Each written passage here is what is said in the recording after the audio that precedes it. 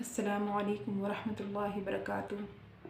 نحمدہ و نصلی علی رسولہ الکریم، اما بعد۔ امید ہے کہ آپ سب خیریت سے ہوں گے۔ اللہ تعالیٰ آپ سب کو اپنے حفظ و امان میں رکھے۔ تو آج میں سورہ نساء کی تشریح بیان کرنا چاہوں گی۔ سورہ نساء آیت نمبر 31 سے لے کر آیت نمبر 36 تک کا تشریح۔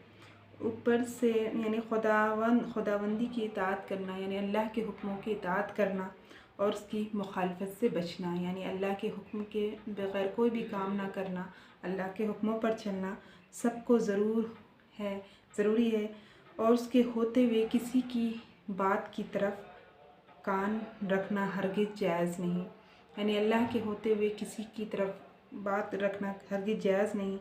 بیچ میں چند حکم یتیموں اور عورتوں کے متعلق آیا ہے جن میں لوگ مبتلا تھے بیان فرما کر پھر اسی ترغیب اور ترہیب کا بیان ہے۔ ان دونوں آیتوں کا خلاصہ یہ ہے کہ تم کو اور تم سے پہلوں کو سب کو یہ حکم سنا دیا گیا ہے، یعنی تم کو اور تم سے پہلے جو لوگ گزر چکے ہیں ان کو یہ بیان سنا دیا گیا، یہ بات بتا دی گئی ہے کہ اللہ تعالیٰ سے کیا کرتے رہو، ڈرتے رہو اور اس کی نافرمانی نہ کرو، یعنی اللہ سے ڈرتے رہو اور اس کی نافرمانی مت کرو۔ اور اب اگر کوئی اس کے حکم کو نہ مانے، یعنی اللہ کے حکم کو اب اگر کوئی نہ مانے تو وہ سب چیزوں کا مالک ہے۔ اللہ تعالیٰ بتاتا ہے سورہ نساء میں کہ اللہ تعالیٰ ہر چیز کا مالک ہے۔ وہ سب چیز کا کون مالک ہے؟ اللہ ہے جو سب چیزوں کا مالک ہے۔ اس کے سوا کسی کی پرواہ نہیں، یعنی کہ اللہ کے سوا کسی کی پرواہ نہیں، یعنی اپنا ہی کچھ بگاڑے گا اس کا کچھ نقصان نہیں۔ اللہ کو کسی چیز کی پرواہ نہیں، وہ کسی کا نہیں نقصان کرے گا اگر وہ گمراہی پر ہوگا، بلکہ اپنا ہی نقصان کرے گا۔ اور فرما برداری کرو گے تو سمجھ لو، یعنی تم اگر اللہ کی اطاعت پر چلو گے، فرما برداری پر چلو گے تو سمجھ لو کہ وہ تمام چیزوں کا کیا ہے؟ مالک ہے۔ اللہ تعالیٰ تمام چیزوں کا مالک ہے، تمہارے سب کام بنا سکتا ہے۔ اللہ تعالیٰ تمہارے سب کام بنا سکتا ہے، تم جو چاہو گے وہ ہوگا۔ 3 دفعہ فرمایا کہ اللہ کا ہے جو کچھ آسمان اور زمین میں ہے۔ اللہ تعالیٰ کتنی مرتبہ فرمایا؟ 3 مرتبہ فرمایا کہ جو کچھ آسمان میں ہے، جو کچھ زمین میں ہے، وہ سب کا سب کیا ہے؟ اللہ کا ہے۔ اللہ تعالیٰ نے اتنا بڑا آسمان بنایا ہے بغیر ستون کو، اتنا بڑا زمین بنایا ہے اور سخت تاکہ لوگ چل سکے اس میں۔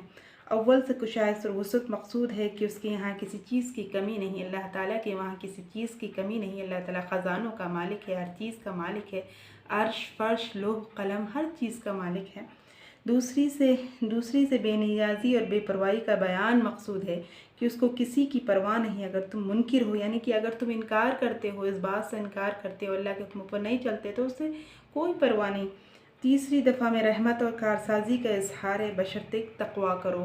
تیسری مرتبہ اللہ تعالیٰ کیا فرماتا ہے؟ رحمت اور کارسازی کا اظہار ہے، بشرطے کیا کرو؟ تقویٰ اختیار کرو، یعنی اللہ تعالیٰ اس پر قادر ہے کہ تم اس سب کو دفنا دے۔ اللہ تعالیٰ اس بات پر قادر ہے کہ تم سب کو فنا کر دے، یعنی کہ تم سب کو ختم کر دے اور دنیا سے اٹھا لے۔ اللہ تعالیٰ اس بات کو کر سکتا ہے کہ تم سب کو فنا کر دے، پھر وہ دنیا سے تم سب کو اٹھا لے اور دوسرے لوگ جو ہے مطیع و فرما بردار پیدا کرے، یعنی کہ تم لوگوں کو اٹھا کر، یعنی تم لوگوں کو موت دے دے، تم لوگوں کو فنا کر دے، پھر اس کے بعد اللہ تعالیٰ ان لوگوں کو پیدا کر دے جو مطیع ہو، یعنی جو فرما بردار ہو، جو اللہ کی اطاعت پر چلنے والے ہوں۔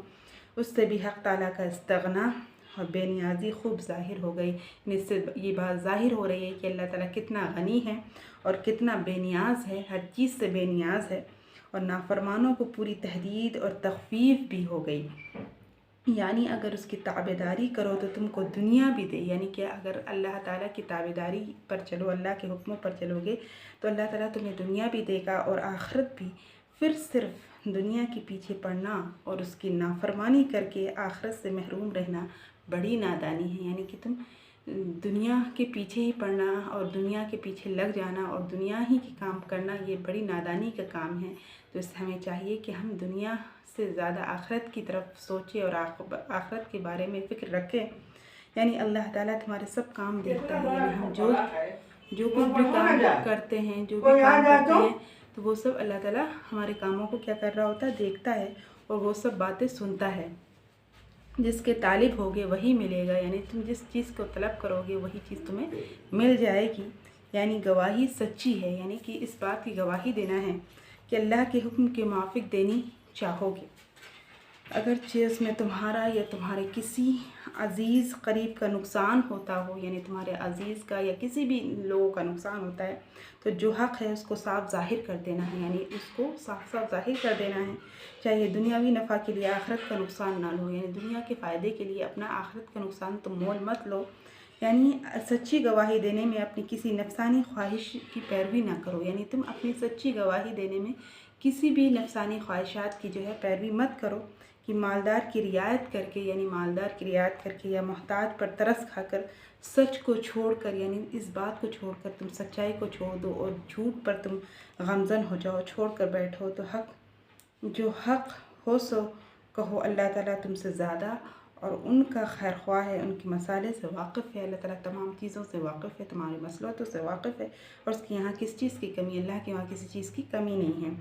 زبان ملنا یہ کہ سچی بات تو کہی، مگر زبان داب کر اور بیچ سے کہ سننے والے کو شک پڑ جائے، یعنی سننے والے کو کیا پڑ جائے، شک ہو جائے، یعنی صاف صاف سچ نہ بولا، یعنی تم نے بات تو کہی لیکن تم نے سچ نہیں بولا، اور بچا جانا ہے کہ پوری بات نہ کہی، یعنی کہ پوری صاف طریقے سے تم نے بات نہ کہی بلکہ کچھ بات کام کی رکھ لی، سو ان دونوں صورتوں میں وہ جھوٹ تو نہیں بولا، یعنی جھوٹ تو نہیں بولا مگر بوجہ عدم اظہار حق گنہگار ہوگا، جھوٹ نہیں بولا لیکن تم نے صاف ظاہر کر کے بات نہیں بولی، تب بھی تم گنہگار ہوگے۔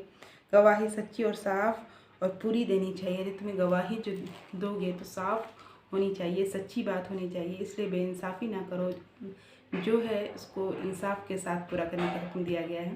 اللہ تعالیٰ ہمیں کہنے سننے سے زیادہ عمل کی توفیق بخشے، وآخر دعوانا ان الحمد للہ رب العالمین۔ السلام علیکم۔